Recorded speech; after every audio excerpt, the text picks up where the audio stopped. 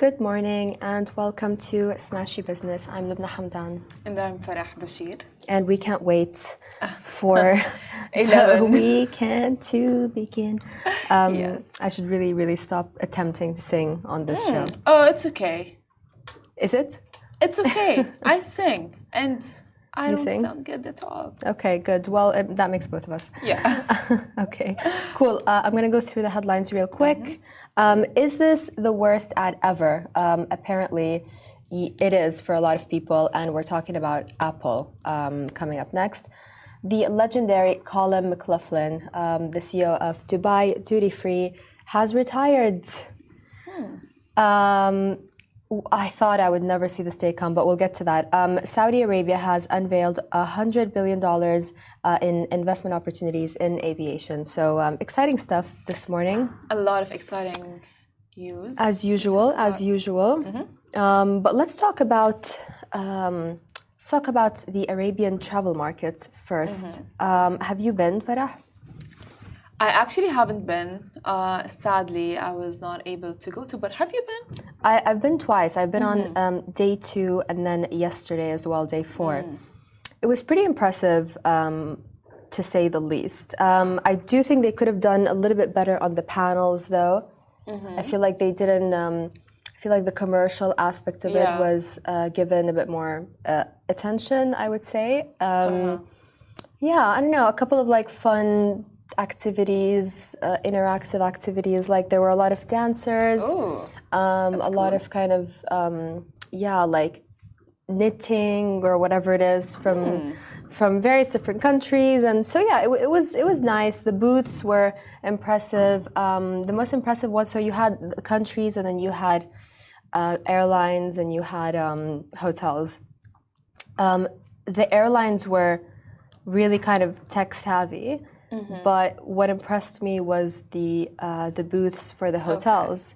I can't remember which hotel this was, but it literally they made their booth look like you're in the actual kind of lounge/lobby of the hotel. That's nice. And you could tell that they spent a lot on that.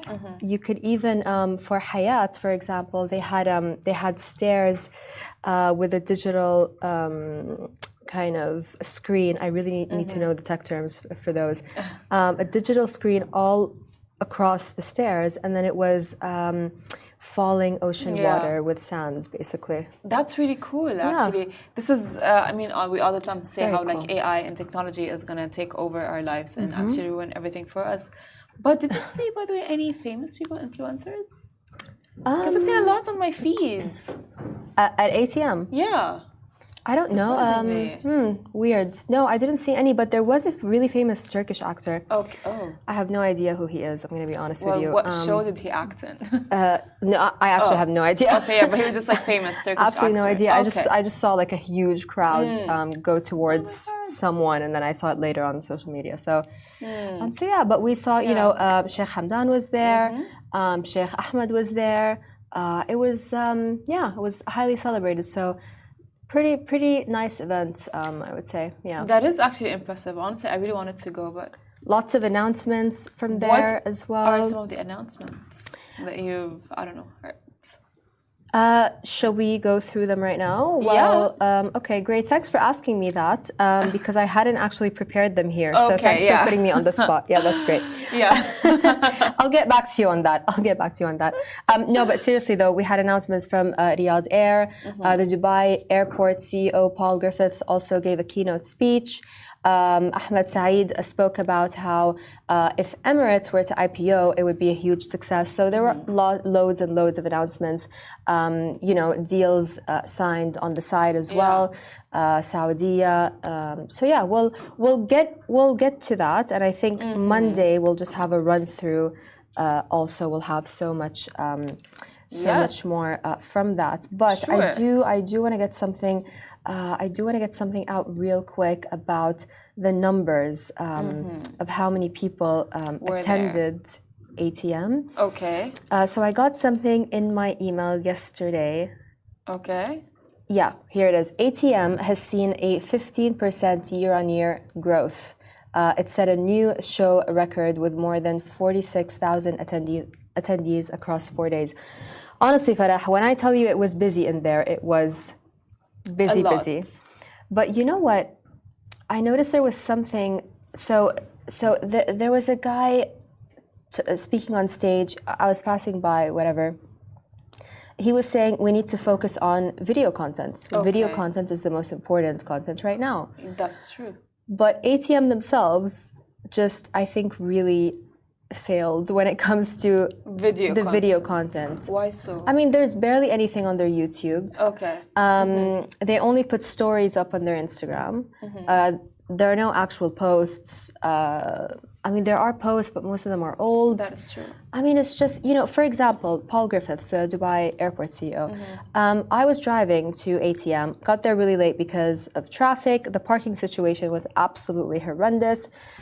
Bad for me, but great for the event, right? Because that means a lot more people showed up. That's true. However, he had a 10-15 minute keynote speech, missed it. Spoke to his team there, etc. Spoke to other people. Not a single person had a video of him speaking. Not a single video. Oh my God, that's actually by the way really bad.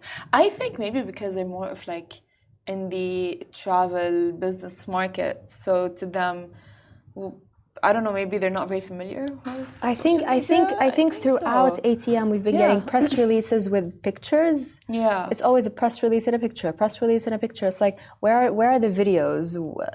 Where are the reels? It's just really slow moving, isn't it? That is true. I never noticed how old school it is. I don't know.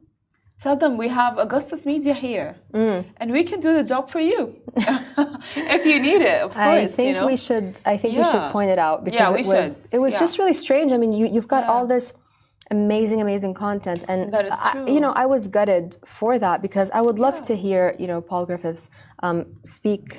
So yeah.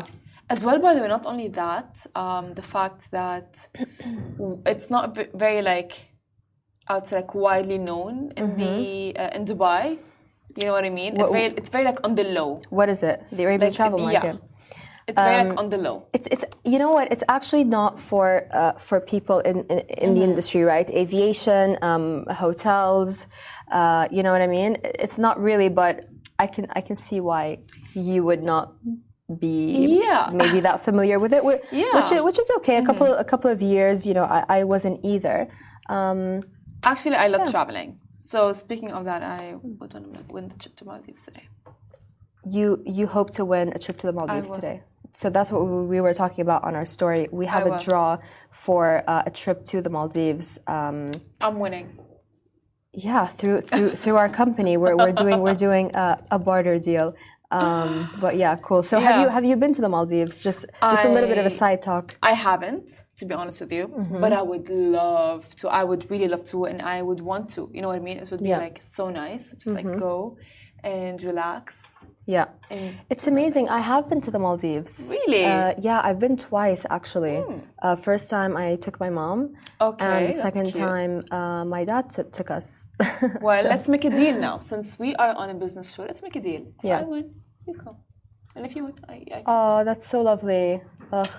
Well, yeah, I mean, sure. Okay, this is Lubna telling me, yeah, Farah, for sure that's not going to happen. Well, yeah, I love you, Farah, but no, I don't know. I don't know if I love you enough to take you to the Maldives with me. Okay. I'll be quiet and nice. And right. Let's move on from the Maldives. Is this the worst ad ever? Apple. And the CEO of Apple, Tim Cook, are facing backlash basically for the latest, for the advertisement for the latest iPad Pro. Apple are always coming up with these, the new iPhone, the new Apple, the new. It's just It's never gonna stop. It's hard to keep up with, right? It is, and the thing is, like, for example, I love Apple products. I have the Apple Watch in my arm. I have my Apple iPhone. I love Apple products, But it's like, for example, just an example, of course, like this phone that I have looks exactly like a phone that I've got in like 2016, I believe. So which iPhone is that? This is iPhone 14. 14, okay. It looks like the first, I don't know, it looks like a very old iPhone, I think. It does look pretty old, actually. How big is that size? It's the iPhone 14, not 14 Pro, nothing. It's just like the 14. It's just 14. And it's like, I don't know, it's like, it comes up with a lot of products, and they are, and everyone makes fun of them. It's like, okay, fine, like, what difference did this product is than the other one? Yeah, I mean, just, from Apple to, remember when, what are they called? BlueBerry had the rivalry with Apple, and then there was that really famous ad where a blueberry went inside an apple. Oh God! At the speed of light, and kind of made a hole inside the apple, whatever, and everyone was waiting for Apple's reaction to that. And then Apple did an ad where it was the apple and then a blueberry kind of coming towards the apple, but then it just gets crushed as soon as it hits the apple. That was funny. So it means that Apple is, crushing blueberry. Crushing blueberry. I had the blueberry before, actually. Before Apple. That's nice. Oh, that's lovely. So the ad, I'm just looking at the ad right here. Why did it create so much buzz? Because it's just so bad. It is just so bad.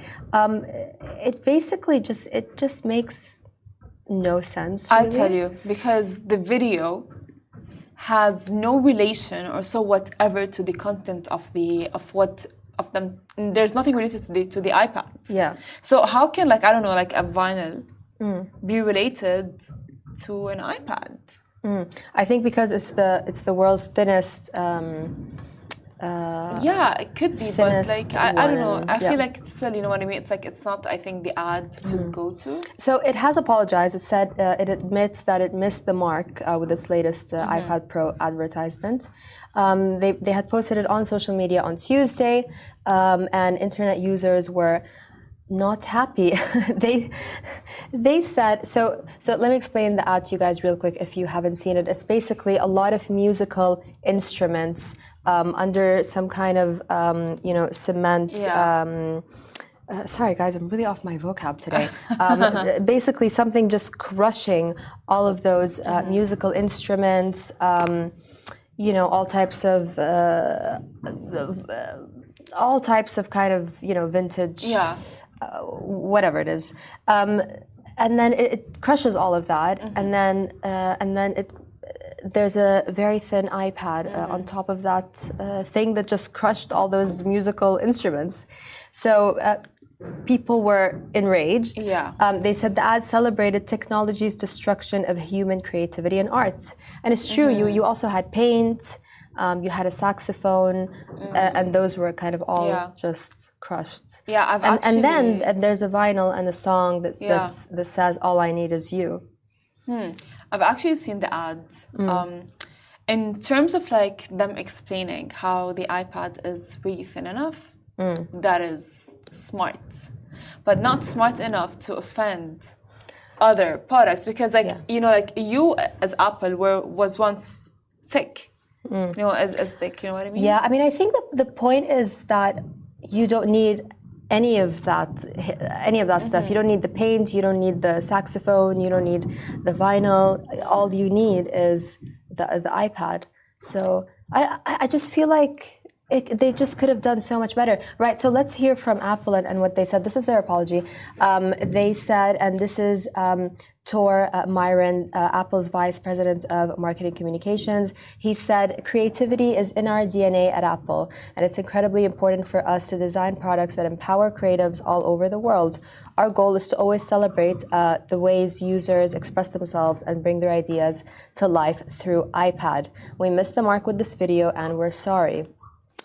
Yeah, it's the thing is not good.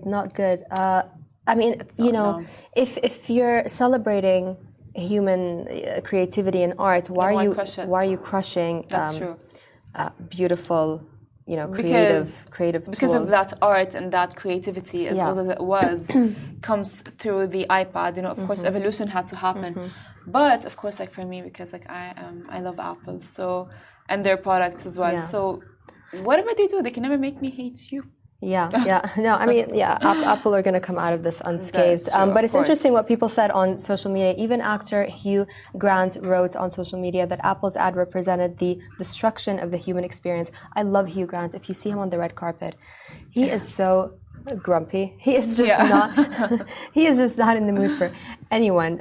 He's like, this. What is this new life? He just, not happy with the new generation of the new films or the trends or what have you. Another social media user said, this ad effectively convinced me that I need less technology in my life. Do you think you need less technology in your life? I mean, honestly, I am horrible with technology. I for some reason I just don't understand it. However, I like it. I like the fact that we are actually, evolving and it's happening.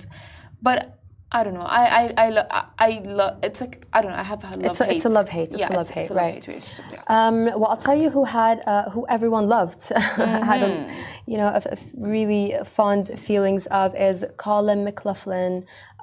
He has retired. He's the CEO of Dubai Duty Free. He has retired after 41 years. So he was there since the inception of the Dubai Duty Free.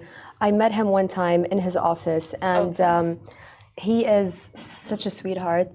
He's really, really sweet, very nice. I mean, he basically, made Dubai Duty Free what it is. It's just insane that he's going to retire because for years and years, I remember 10 years ago, we were asking, when is he going to retire? Anyways, apparently that's going to be on May 31st. He spent over 5 decades shaping the UAE travel retail industry, with 41 of those years dedicated to leading Dubai Duty Free. He is obviously mostly recognized for driving the Dubai Duty Free to become the largest duty-free operation globally. So while he's going to retire, he will continue as an advisor and participate in sponsored sporting events, which the Dubai Duty Free sponsors loads of those. He will also retain his role as chairman of the Dubai Duty Free Foundation. Oh, sweet old Colm. So honestly, sweet. I love the duty free. I love, it's just like shopping there. Makes you feel like, oh my God. I love shopping. I know, right? There. And I wish it was open for everyone. Yeah. I wish I wish I can go and shop at duty free without, getting to the airport, okay. Nice. I would love to. However, I'm just like, oh my God, whenever someone's coming back or going to the airport, I go like, oh, please can you get me this perfume? I know. Same.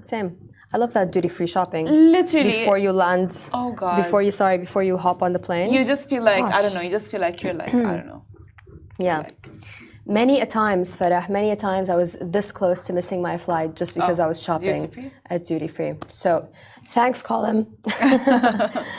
We will forever be grateful. And by the way, duty-free here, I mean, you just can't compare it to anywhere else in the world. Yes, you can't. It's just remarkable. I know there are some really nice hotels, but DXB just kind of really beats most of them, I would say. It does, for sure. Yes. Yeah. At this point, honestly, Dubai and DXB, which by the way will soon be transferred to Al Maktoum Airport. Yeah. I just wonder. I just don't want to think about that right now. I mean, we still have 10 more years or so to think about it. So yes, but I'm just thinking as you said, DXB is the largest, right? And shopping there is just wow. Duty free. Yeah. Is the largest. Yeah. Duty so free. Yeah. I just wonder if that's the case for DXB right now, how is it going to be for Al Maktoum? Ooh. I mean, I'm sure they're gonna. I'm sure they have a lot of plans for Al Maktoum Airport. I mean, including the passenger, obviously, expansion of that. But anyways, let's talk a little bit more about the story. Mcloughlin's association with Dubai Duty Free dates back to when it was first established in 1983. Under his leadership, it witnessed a significant growth. So revenues went from $20 million in 1984 to $2.16 billion in 2023. What a legend. A lot of people kind of expressed gratitude for Mcloughlin's influence as a role model. That's Ramesh Sidambi, the current COO of Dubai Duty Free, who will succeed Mcloughlin as managing director. Then we have Salah Tahlak, the current joint COO. He will assume the role of deputy managing director. He has been with Duty Free since 1992. So yeah, he also kind of credited Mcloughlin as a mentor figure throughout his career. It's really nice to hear that when people, say that their boss or someone they work with, the higher ups, are they call them their mentor. That is true. That is true. It's very, very endearing. It is because as well, clearly. Mcloughlin has kept has put his mark on everyone, right? Because for sure I can imagine creating duty free and making it to be one of the largest is not easy, and it is, by the way, one of the best. I love shopping at duty free better even than the mall. So Emirates is moving all of its operations to Al Maktoum. So I think the transfer from DXB to Al Maktoum Airport. So I think that the transfer of that is going to happen quite quickly. We have one last story for you guys today, and that is Saudi Arabia unveiling $100 billion in aviation investment opportunities. Next month, the kingdom is going to reveal a range of fresh investment prospects surpassing $100 billion. I love saying these numbers, $100 billion. They're nothing. Just love it. She has them. Yeah, if only. Aiming to strengthen the advancement of its aviation sector. Obviously, we know about Riyadh Air. Lots of exciting things happening in Saudi generally. But going back to this, because we are running out of time, these opportunities are scheduled for presentation at the forthcoming Future Aviation Forum. Really excited for that forum, by the way. It covers a diverse array of initiatives, including new aircraft orders totaling approximately $40 billion. They're also going to have additional products valued at around $10 billion. And some of that will go towards enhancing the special logistics around within the airports of Riyadh, Jeddah, and Dammam. Saudi Arabia airports are also set to present an additional $50 billion in investment prospects. Really nice to see Saudi working on that, because their airports so far are, That is true. not the best. It's kind of like taking a step back in time, I feel. That is true, yes, 100%. But what I love seeing in those airports is a lot of women working, on the counters and being really. I find that the women are much more interactive and much more confident and in dealing with tourists. And I mean, honestly, ever since the Crown Prince Mohammed bin Salman opened up Saudi Arabia, a lot of things have changed. Yeah. And right now, I think the biggest change that Saudi is facing is everything travel related, aviation as a whole, whether it's tourism, whether it's aviation, airplanes, airports, and the list goes on, and it's just exciting at this point. Absolutely. It's also exciting for startups. So apparently, Riyadh Air, and this announcement was made at the ATM. Excuse me, guys. Riyadh Air is going to provide a platform for startups to collaborate with the airline, helping them further with innovation projects. It's called Aviation X Lab, which is part of the Emirates Group, is an aviation-specific incubator based in the UAE, which is already making a significant impact in this area. So that is it for today. We struggled through this, but we made it. Sorry, guys, not every day is going to be perfect, but thank you for listening. Yes. Thank you for bearing with us. What are your weekend plans, Farah? Weekend plans. So